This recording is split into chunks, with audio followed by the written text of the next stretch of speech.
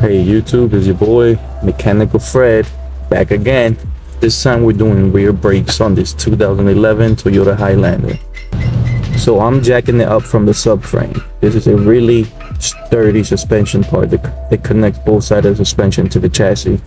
I jacked it up. I jacked it up here because when you jack it up from here, it jacks up both sides of the car, so it goes up evenly. Make sure that if you are jacking it up there, make sure there's nothing in your way, like no brake line, no cable, anything. There's a lot of stuff under there. So here we got your brakes. Here's your brake rotor, and here's your brake caliper.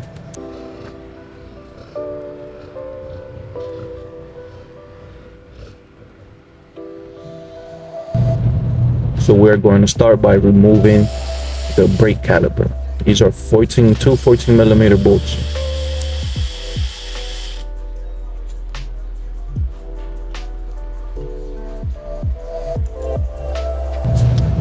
You can use a flathead screwdriver to remove the caliper, to pry it up. You may or may not need to do that.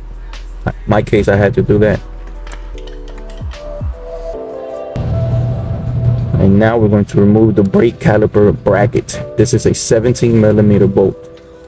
Normally they're really tight, so either get a long ratchet or a breaker bar.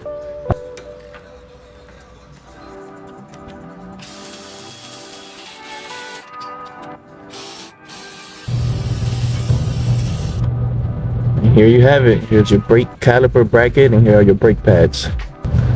Now these are your slider pins. If these do not move, or if they move but not that smoothly, it's gonna cause your brake pads to wear unevenly. So you might have your inner brake pad and your outer brake pad wear at different rate.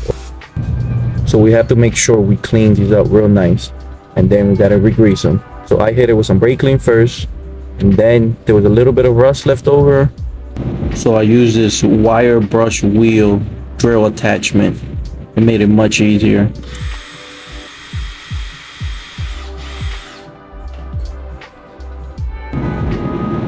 Now just grease it up with some brake grease.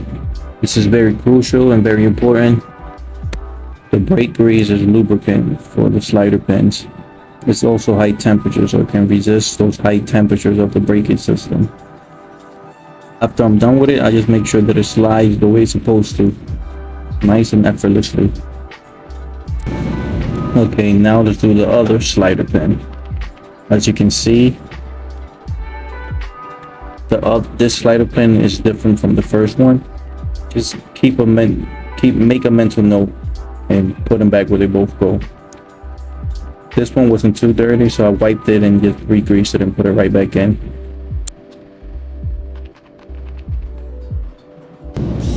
Now just clean the shims. This is what the brake pads slide on, so they have to be cleaned.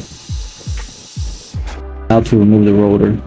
I got lucky, I didn't have to smack it with a hammer or didn't have to remove any screws to keep it on there. Now we're going to clean the hub. This is very important. If we leave all the dirt and debris and rust on here, you're going to get your brake pedal might wobble when you hit the brakes going down the road. This is copper anti-seize. This makes it so that the next poor person that's going to remove the brake rotor, it's not going to get seized in there or rust up on there. It helps a lot. So I spread it on there for a slight chalk. It's like a glue stick. So I sprayed it on there, and then with my finger I made it nice and thin and uniform. So it's all one size everywhere.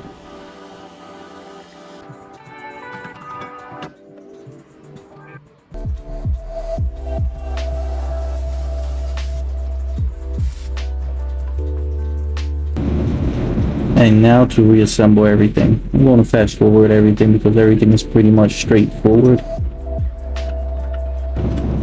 Just put everything back in the reverse order that you moved it in.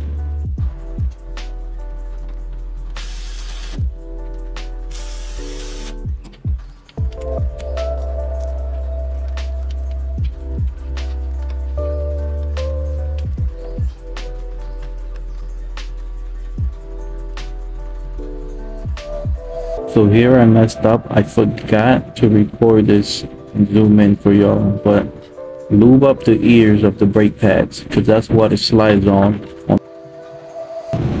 These two spots right here. Make sure you grease those ears on the brake pads.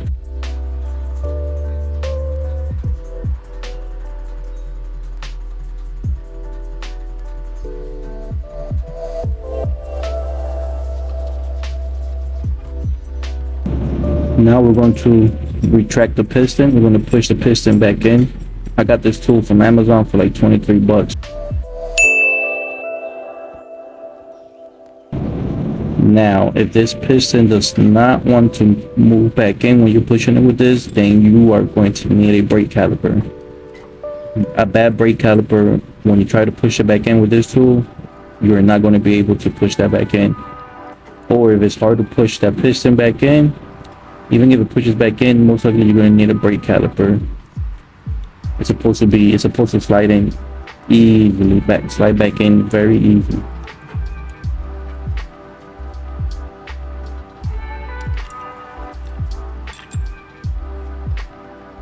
So take a look right here. This rubber piece that goes around the piston is a seal and a dust boot. Make sure that it's not like this. Make sure that it's inside its groove. So mine wasn't, so I took my finger and I just rubbed it around the piston, and it went back into its groove. You do not want to put the brakes on while it is not in its groove.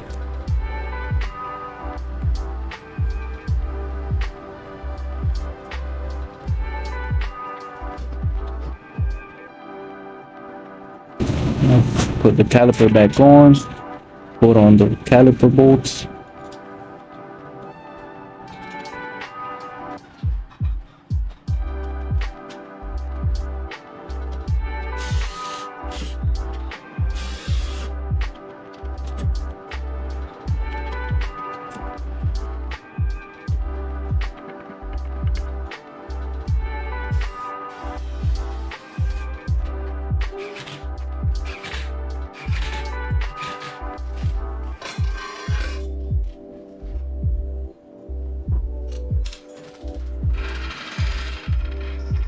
Make sure you pump those brakes before, as soon as you get right back in the car, pump those brakes.